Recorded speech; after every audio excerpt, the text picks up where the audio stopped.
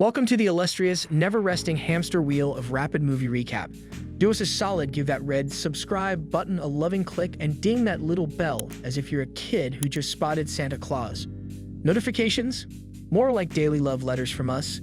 Enable subtitles by clicking CC, of course, because who wouldn't want to read our Oscar-worthy script instead of just hearing it? Give your eyes some exercise by reading those words we worked oh so hard on.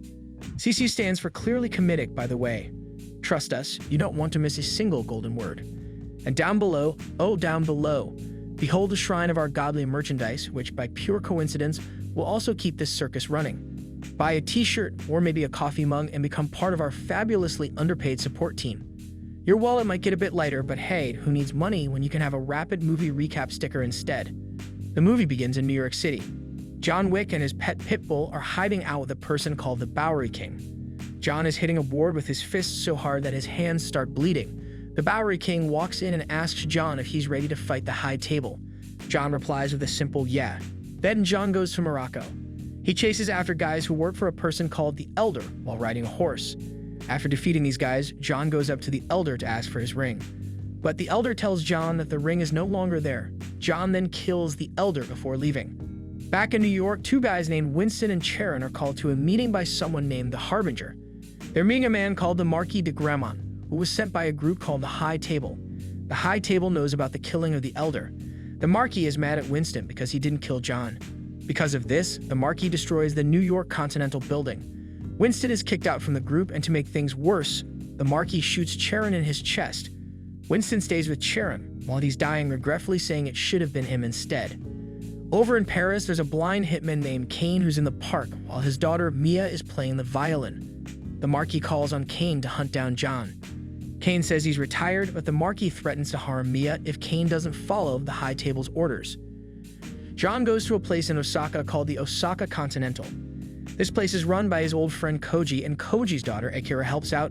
Koji agrees to secretly keep John safe at the Continental, even though Akira doesn't trust John. Soon, the Marquis assistant Chitty comes with a group of killers, trying to trick John into coming out. Koji's own team shows up and they start fighting the High Table killers with arrows in the dark. When the killers reach the roof, John picks up his gun and begins to fight back. Although Koji's team can defeat most of the High Table killers, Kane shows up and starts killing as well, using traps to hear his targets and a combination of a sword and gun to defeat them. Akira also joins the fight and manages to kill some of Chitty's men, but she gets hurt. John helps Akira and Koji escape while he continues to fight, including defeating some men with a pair of nunchucks. He meets Kane, who he used to be friends with. Kane doesn't really want to fight John, but he does because he wants to keep Mia safe. John and Kane fight briefly before John manages to escape. In the middle of the fights, a guy called Mr. Nobody is nearby with his dog, killing some of the gunmen chasing John. He also wants the reward for capturing John, but he thinks the current reward of $20 million isn't enough, so he's helping John for now. As Koji and Akira try to escape, they bump into Kane. Koji and Kane used to be friends too, but Koji doesn't want Kane to hurt John, so they start a sword fight. When it looks like Koji is allowed to leave, he continues to fight until Kane strikes a deadly blow. As Koji dies, Akira wants to use his sword to kill Kane, but he warns her not to, or she might end up like her father. He tells her they'll meet again. Akira goes to the train station and finds John. She blames him for her father's death and says if he doesn't kill Kane, she will. Winston meets with Bowery King because they know that being friends with John puts them in danger. At the same time, the Harbinger talks with the Marquis about all the violence at the Osaka Continental, but the Marquis thinks it's necessary to not just kill John Wick, but to end the idea that John is invincible. Then Mr. Nobody visits the Marquis and asks for a $23 million reward for killing John. The Marquis sticks a knife in his hand, telling him he can either pull out the knife or pull out his hand to show what he really wants. Mr. Nobody pulls his hand out, cutting between his fingers, and the Marquis agrees to give him what he wants. John goes to visit Winston at Charon's grave and says sorry for his lost friend. Winston wants to get revenge on the Marquis, so he tells John that to free himself from the High Table, he has to challenge the Marquis to a duel. People think these duels are just made up. The only people who might help John are his family, but they cut ties with him. Despite this, John decides he has to try and get their help. John goes to see his family, the Ruska Roma, in Berlin. When he gets there, a priest shoots at him and then ties him up with a rope around his neck. He meets his adopted sister, Katia. She's angry at John because when he killed the Elder, it made the Marquis kill her dad, Pyotr. Pyotr would have supported John in the duel. John offers to help Katia to make up for his actions, and she tells him to go after a man called Killa, a member of the German high table who killed her father. John goes to a nightclub owned by Killa. Kane and Mr. Nobody are also there because they've been following John. They all play a card game with Killa, but Killa cheats and then tells his men to attack them. Kane and Mr. Nobody, along with Mr. Nobody's dog, fight off the men while John chases after Killa in the crowded club. John cuts Killa's neck with a card and fights him, but Killa uses his size and power against John. Killa's men try to stop John but don't succeed. Killa pushes John off a balcony, but John is okay. He finally corners Killa and throws him down a staircase, causing Killa to die from the fall. John takes one of Killa's gold teeth as proof that he's dead and shows it to Katia. She's happy about this and helps John get ready for the duel by marking him with the family symbol. Winston takes John's official duel challenge to the Marquis. Even though the Marquis tries to say no, Winston reminds him that he has to follow the high table's rules, so he has to accept the challenge. Winston also says that if John wins, Winston will be allowed back into the group and his Continental will be reopened and he'll be in charge again. But the Marquis tells Winston that he'll be John's second, which means if John dies, Winston will die too. John meets with the Marquis, and they talk about the rules of the duel while the Harbinger watches.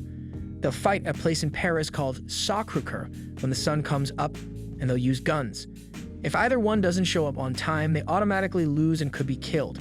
Kane will be helping the Marquis, and the Marquis promises to let Kane and his daughter go free if he can kill John. John goes to a church to think about Helen. Kane comes to see him there and talks to him as a friend, telling him about his daughter Mia and what he has at stake. Later, John sees Winston and Bowery King. Bowery King gives him a new gun and a suit that can stop bullets. The Harbinger tells the Marquis what could happen within the high table if John kills him. To stop John from getting to the duel on time, the Marquis sends Chitty and his men after him. A radio DJ also tells all the other killers that there's a reward for anyone who can kill John before the sun comes up. As John tries to get to the duel, lots of killers come after him. He fights gunmen in the streets and even gets into the traffic around a famous monument in Paris, shooting the bad guys or letting cars hit them. The high table keeps an eye on where John is and sends more killers after him. John ends up in a warehouse full of bad guys and shoots explosive bullets at them. Meanwhile, Mr. Nobody helps kill some of the killers and talks to the Marquis, asking for more money. The Marquis finally agrees to a $40 million reward, which attracts even more killers who are willing to take big risks. John finally gets to the steps leading up to Sacre-Cœur, killing more killers along the way. But then Chitty shows up and pushes him all the way down the steps. Kane comes and helps John climb back up, helping him kill Chitty's men. Mr. Nobody also comes and fights Chitty because Chitty threw his dog into traffic. The dog is okay though. With John's help, they manage to defeat Chitty. Mr. Nobody's dog bites Chitty in a very painful place, and then Mr. Nobody shoots him in the head. To add insult to injury, the dog even pees on Chitty's face. John gets to the duel just as the sun is rising. He and Kane pick up their pistols and start a traditional gun duel. Both of them get hit twice. On the third round, Kane shoots John in the stomach, but John doesn't shoot back. The Marquis decides he wants to be the one to kill John, so he grabs his gun and points it at John. But Winston tells him he's a big show-off and reminds him that John didn't shoot his last bullet. The Marquis realizes this too late, and John shoots him in the head. The Harbinger then says that John and Kane don't know anything to the high table anymore. John walks back down the steps and thinks about Helen saying her name before he falls over. John Wick dies as a free man. Winston and Bowery King bury John next to Helen. His tombstone says loving husband, just like he wanted. Bowery King asks Winston if he thinks John is in heaven or hell. Winston just says, who knows? Then they leave, with Bowery King taking care of John's dog. After the movie ends and the credits roll, there's an extra scene. Kane finds Mia, and they get back together. But not too far away, Akira starts coming towards him, planning to get her revenge. The movie is dedicated to Lance Reddick.